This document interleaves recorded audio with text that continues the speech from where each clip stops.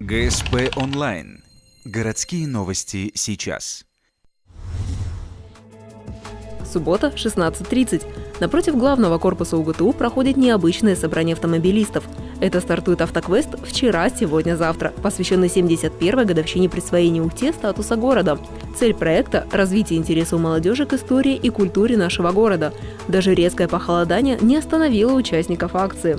Мы, конечно, видели прогноз, мы ожидали, что будет похолодание резкое, но настолько критичным мы, конечно, не думали, что он так сильно отразится на мероприятии.